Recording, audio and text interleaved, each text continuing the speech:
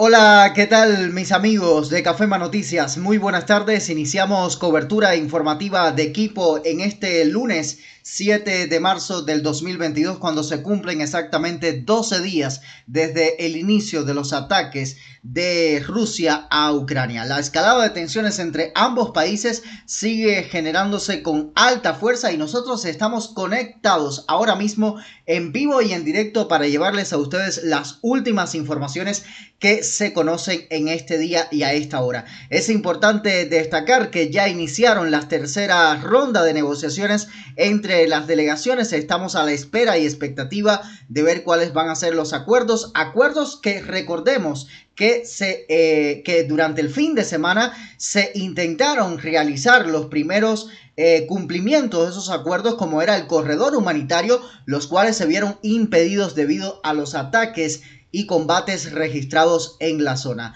A esta hora se conoce que ya son más de 406 el número de civiles que han sido víctimas de esta escalada de tensiones, y más de 801 han resultado heridos en Ucrania desde que comenzó la invasión rusa el pasado día 24 de febrero. Así dijo la oficina del Alto Comisionado de las Naciones Unidas para los Derechos Humanos en un comunicado este propio lunes. La agencia reconoció que probablemente las cifras reales sean considerablemente mucho más altas. Y el alcalde de la ciudad de Lviv dijo que la ciudad occidental de Ucrania había llegado al límite de su capacidad para ayudar a las personas desplazadas por la guerra y pidió ayuda a las organizaciones internacionales. El alcalde dijo que varios cientos de miles de personas ya habían pasado por Lviv mientras se dirigían al oeste en búsqueda de seguridad. Así informó que al menos unas 200.000 son los desplazados internos que se encuentran actualmente dentro de esa ciudad, y más de 50.000 pasan diariamente por la estación de tren de dicha ciudad. Entendemos que habrá otra oleada de refugiados y pedimos a las organizaciones humanitarias internacionales que vengan a ayudar. Así expresó. Y en otras informaciones se conoce que las fuerzas ucranianas han retomado el control del aeropuerto internacional de Mykolaiv. Así dijo el gobernador regional Vitaly Kim en un informe a través del diario The Kyiv Independent. Es uno de los aeropuertos más grandes y técnicamente equipados en el sur de Ucrania. Recordemos precisamente que este aeropuerto había sido captado por el ejército ruso desde casi al segundo día del inicio de la invasión. Y el presidente ucraniano Volodymyr Zelensky indicó hoy a través de su cuenta oficial en Twitter que está en constante contacto con sus amigos. Conversé con Gitanas Nauseda sobre la actual situación militar y humanitaria en Ucrania. También acordamos los próximos pasos para la adhesión de Ucrania a la Unión Europea y sentimos el apoyo de Lituania. Así escribió el mandatario lituano, antigua República Soviética, el cual es un país ahora miembro de la Unión Europea desde el 2004.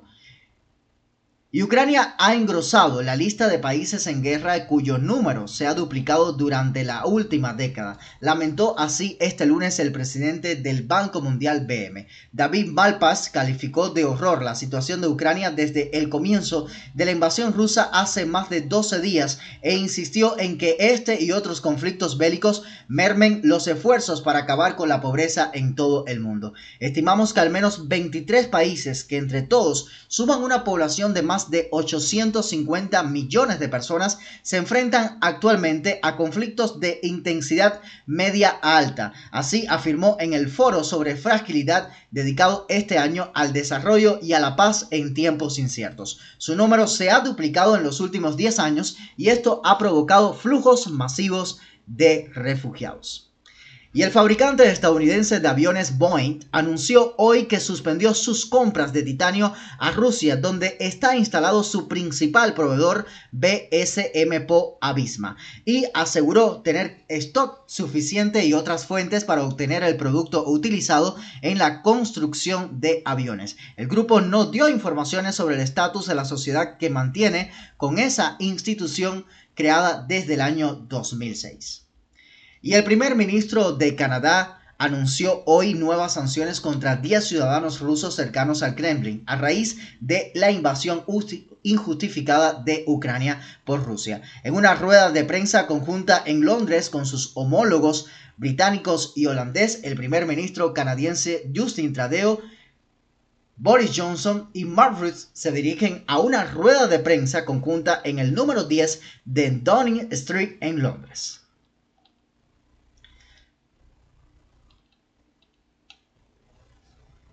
Y vamos ahora a analizar en materia económica la situación que ha generado estos 12 días desde que iniciaran los conflictos. El rublo, que es la moneda que sostiene justamente a Rusia, volvió a registrar un récord frente a las divisas occidentales este mismo lunes, ante el temor de un posible embargo al petróleo ruso. La moneda rusa alcanzó los 140 rublos por dólar a las 11 horas 20 y poco después a las 12 se situó en casi 152 rublos por euro. Este posible embargo occidental, que sería un duro revés para Rusia, también hizo disparar los precios del petróleo y los mercados bursátiles se tambalearon por miedo a una ralentización de la economía mundial. La bolsa rusa está cerrada desde el día 25 de febrero, al día siguiente del inicio de la ofensiva rusa en Ucrania. Desde esa fecha, la moneda rusa perdió casi la mitad de su valor. Y el director general del Organismo Internacional de la Energía Atómica, que se ofreció para ir a Ucrania y establecer un marco de garantía de seguridad para las centrales nucleares, declaró hoy que espera una respuesta en las próximas horas. Espero que mis consultas lleguen a un buen término en las próximas horas, así declaró el argentino Rafael Grossi a la prensa en el primer día de una reunión del Consejo de Gobernadores en Viena, sede de esta agencia de la ONU. No podemos perder tiempo. Cada día o casi estamos ante un nuevo episodio. Grossi dijo el viernes que estaba dispuesto a viajar a Chernobyl, donde se produjo la catástrofe nuclear de 1986 y uno de los primeros lugares que cayeron en manos de los soldados rusos. Y hoy inició hace horas la tercera ronda de negociaciones con Rusia en Beloslawska Pusha, una localidad de la región de Brest, cercana a la frontera con Polonia, donde se celebró la segunda ronda. Así adelantaron los negociadores rusos. El objetivo es discutir sobre los corredores humanitarios. Las dos precedentes rondas de negociaciones, también celebradas en Bielorrusia, país aliado de Moscú, no dieron resultado, ya que el ejército ruso anunció hoy la suspensión temporal de ataques en algunas zonas con fines humanitarios y la apertura de corredores humanitarios para evacuar a civiles de Kiev, Kharkov, del puerto sitiado en Mariupol y de la localidad de Sumy, cerca de la frontera rusa. Pero la mitad de estos corredores se dirigen a Rusia y Bielorrusia, y el gobierno ucraniano rechazó la propuesta.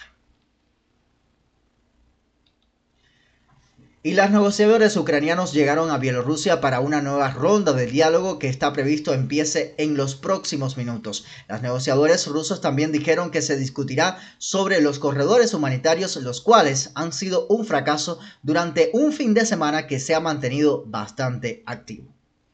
Y la cadena norteamericana ABC publicó la lista de condiciones que puso el presidente Vladimir Putin para detener la invasión sobre Ucrania. El vocero del Kremlin dijo que le enviaron esta lista de exigencias a la delegación ucraniana antes de iniciar hoy una nueva ronda de conversaciones. Entre las condiciones son que Ucrania debe cambiar su constitución para garantizar que no se unirá a bloques como a la Unión Europea o a la OTAN. Ucrania debe reconocer que Crimea es parte de Rusia y Ucrania debe reconocer que las regiones separatistas del Donbass son partes de Rusia.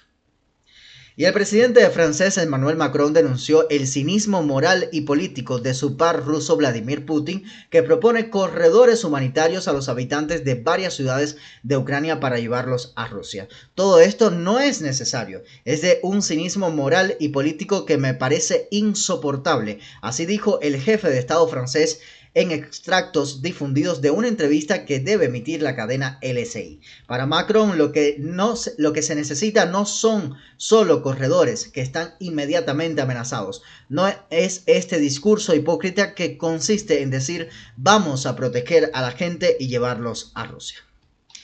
Y la tercera ronda de negociaciones comenzará a partir de las 11 horas, justamente prácticamente 7 horas de la noche en el área de Ucrania. Negociaciones con la propia Federación Rusa que justamente no han generado cambios y fue el encueto anuncio que hizo a través de su cuenta de Twitter Mijailo Podilyak, quien es miembro de la delegación ucraniana. El posteo fue acompañado por una foto suya con un helicóptero militar a fondo.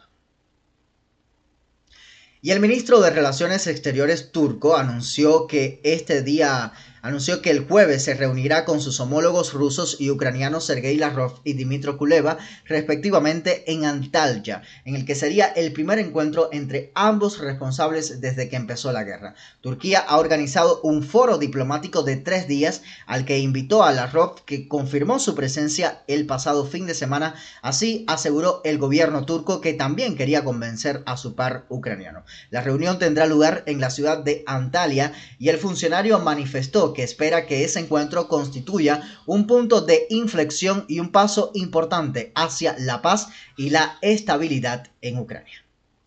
Y a raíz de la iniciativa de nuestro presidente y de nuestros intensos esfuerzos diplomáticos, los ministros de Relaciones Exteriores de Rusia y de Ucrania han decidido ya confirmado reunirse con mi participación en el marco del foro diplomático de Antalya, así explicó el ministro turco.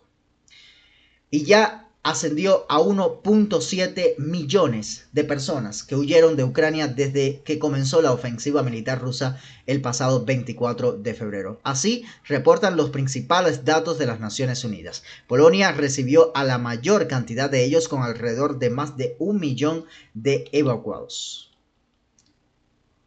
Y un grupo de personas ganeses preparan una hoguera en Medica, frontera con Polonia, con Ucrania, 5 días después del inicio de los ataques por parte de Rusia en Ucrania. Polonia se ha convertido en un punto de refugio para miles de personas que escapan de la guerra que el pasado 24 de febrero inició Rusia contra Ucrania.